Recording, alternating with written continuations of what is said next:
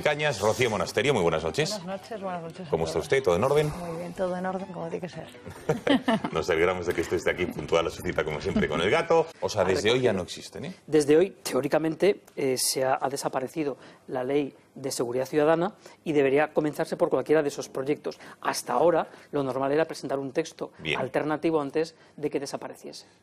Rocío. Bueno, yo lo que no entiendo, señor Barachina, es con los años que han tenido ustedes de mayoría absoluta, ¿qué han hecho con la estiba?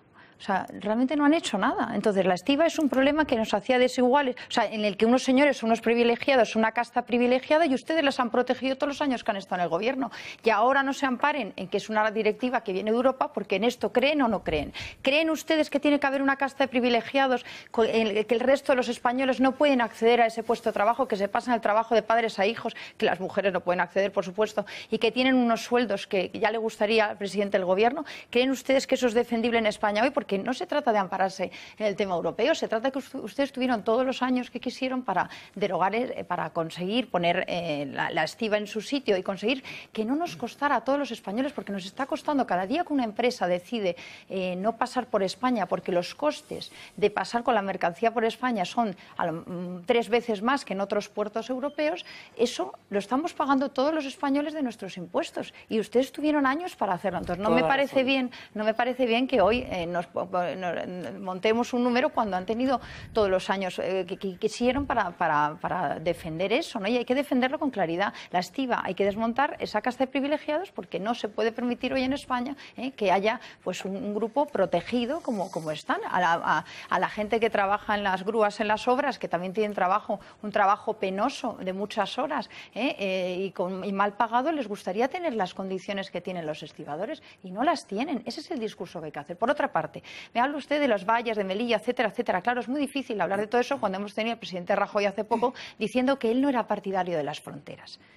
Yo creo que aquí hay que hacer un discurso claro, y si estamos defendiendo la ley de seguridad ciudadana, que yo la defiendo, hay que defenderla, pero además hay que hacer un discurso coherente, y no podemos estar hoy hablando de la Guardia Civil, las tenemos abandonadas en las fronteras, cuando hace poco el señor Rajoy decía que no le gustaban las fronteras, que no le gustaban, dijo eso. Hay una declaración de Rajoy diciendo: a mí no me gustan las fronteras. Que no creía, es que no creía en las fronteras. Las fronteras son necesarias, y los ciudadanos, y en España tenemos derecho a controlar las fronteras y a decir quién entra y quién no entra a nuestro país. Y entonces, pues ese discurso me llama la atención, porque claro, efectivamente tiene usted el presidente del gobierno y de su partido, el Partido Popular, pues no cree en las fronteras, no cree en las lindes, un señor que es registrador de la propiedad. Hombre, no, eso está claro. Pero desde luego, bueno, eso que lo dijo, pero que no me gustaría, o sea, me gustaría centrarnos en, has dicho que la ley te gustaba. La ley a mí me parece que es necesaria, que además hace falta que la autoridad se pueda ejercer, que la policía, la Guardia Civil estén protegidos, que no sean gravados. Hace falta que cuando la autoridad va a hacer un cumplimiento de un tema administrativo, por ejemplo, un tema de los desahucios, etcétera, tiene que poder cumplir con su obligación sin estar amenazado. Además, no puede tolerarse que el Congreso esté rodeado de encapuchados, y lo que hay que hacer es aplicar esta ley con rigor. Pero resulta que esta ley no se aplica con rigor, porque a la gente que vamos a una conferencia nos reciben encapuchados y ahí nadie hace nada. Ahí nadie les aplica la ley de seguridad ciudadana. Y cuando estamos en la Complutense, un montón de mujeres diciendo que queremos simplemente hacer una conferencia sobre libertad de expresión, nos tenemos que encontrar a 200 encapuchados, y es más, nos tenemos que encontrar a un rector que ampara a los encapuchados. Cierto. Claro, entonces yo soy partidaria del orden, de la seguridad, y creo que es bueno para todos los españoles, pero claro, lo que hay que hacer es aplicarla con rigor, y ahora mismo no se está aplicando. Falta Rocío, por favor, para completar esta primera ronda. Todos los que se manifestaban hablaban de un golpe de Estado, y tienen toda la razón, es un golpe de Estado a cámara lenta, y hablaban de que se cumpliera la ley, y la ley de leyes es nuestra Constitución, y nuestra Constitución tiene un artículo que se llama el 155. Sin desarrollar. Sí, pero tampoco veo que estén pidiendo los partidos que están, ni el PP ni el PSOE, a nadie, ni a Ciudadanos le he escuchado hablar de apliquemos el 155. Es que no se puede aplicar porque se tiene que desarrollar. No, el 155 se puede aplicar, hay que tener la voluntad de aplicarlo, y la deslealtad de una comunidad autónoma y la deslealtad de sus gobernantes está ya demostrada. Y lo que hay que tener es la unión entre los partidos que quieren defender a todos los españoles para aplicar el 155.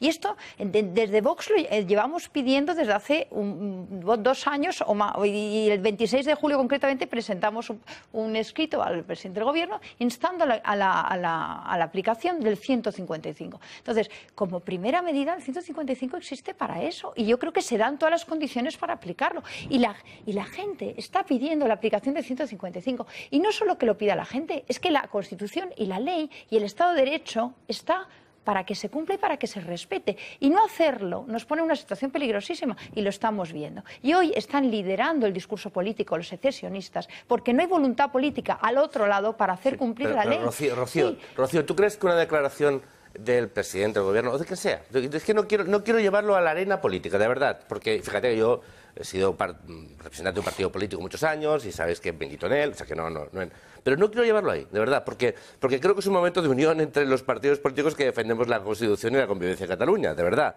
Yo lo único que quiero es que haya una certeza, o sea, que los ciudadanos sepan que, mira, no sé el cómo lo tienen que decidir los políticos y lo tiene que decir el Gobierno de España, que es ahora mismo el legitimado. Pues, lo que tienen que tener la certeza es que el qué, es decir, la defensa de sus derechos está garantizada. Que se lo digan. La pregunta del señor Rivera hoy en el Congreso no tiene que ser si va a haber dotación presupuestaria para el corredor del Mediterráneo, tiene que ser, ¿van ustedes a desarrollar y aplicar el 155? Porque eso es lo que de verdad defiende a los españoles, eso es lo que de verdad necesitamos hoy en España. ¿Va a garantizar este Gobierno los derechos y libertades de los ciudadanos de Cataluña amenazados por un gobierno? No lo está haciendo, no es futurible. Pero ¿para qué existe el 155? ¿Cómo que no lo está haciendo? No lo está haciendo, es que no lo puede garantizar.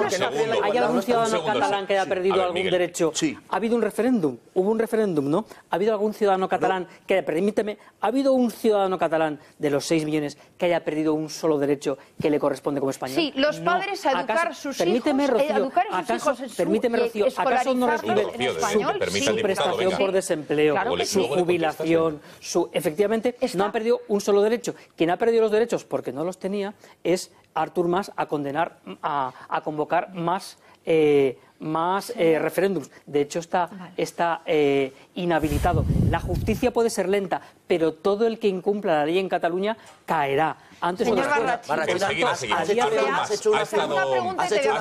Pues me emociona. Mira, me ofende que digas que la derecha no cree en la igualdad, porque yo lo que conozco es que cada vez que llega a la izquierda lo que garantiza es la igualdad, todos en miseria, efectivamente. Eso es lo que conozco yo cada vez que llega a la izquierda y no hay más que verlo, ¿no? La igualdad, todos en miseria. Pero respecto a las cosas interesantes que hablaba el señor Margallo de ese informe existe y es un informe de reforma de la Constitución del Consejo de Estado del febrero del 2006.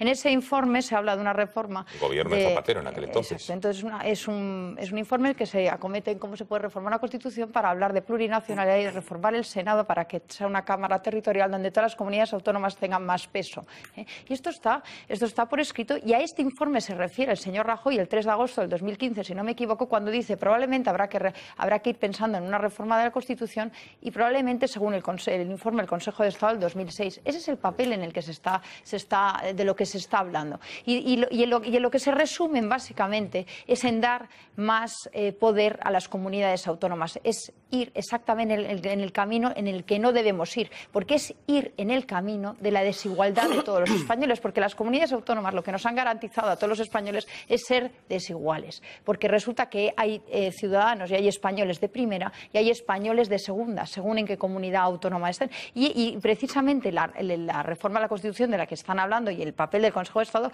va precisamente en ese camino, en que nos convirtamos España en un reino de taifas, en que uno, según la comunidad que nace, tiene unos derechos o no los tiene. Ya lo es.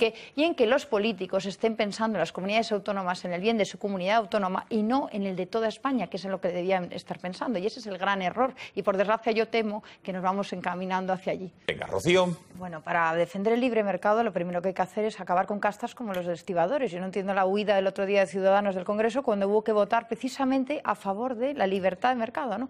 Pero lo que yo diría es, realmente yo sí creo que hay un sistema que hay que desmontar ciertas formas de funcionar que no son justas para todos los españoles, pero no van a ser los señores de Podemos, que son unos tomadores de riqueza, que lo que quieren es crear una trama paralela y beneficiarse de los impuestos de todos los españoles, porque ¿sabes lo que pasa? Que los señores de Podemos, en el mundo real de la empresa, en un trabajo normalito, nadie les contrataría. Nadie les contrataría. Entonces, lo único que tienen que hacer y lo que quieren es crear una trama para vivir de los impuestos de todos nosotros, vivir de las subvenciones, que son expertos en eso. Es que un señor de Podemos, estos señores de Podemos no han creado riqueza en su vida, no saben lo que es crear un puesto de trabajo, no saben lo que es liquidar un IVA, no saben lo que hacer es unir IRPF, no saben nada de eso. Y en ninguna empresa les quieren. Y por eso, efectivamente, lo que tienen que hacerse es crearse un puesto a medida y un conjunto y una trama de asociaciones para recibir el maná de las subvenciones y para vivir de todos los españoles, que es lo único que saben vivir los señores de Podemos. Y esto ya Gracias, un placer haber tenido. Y un abrazo muy especial a todas las familias con niños de síndrome de Down. Claro que sí, nos sumamos todos a ese abrazo. Y tiene que ser todos los días el suyo.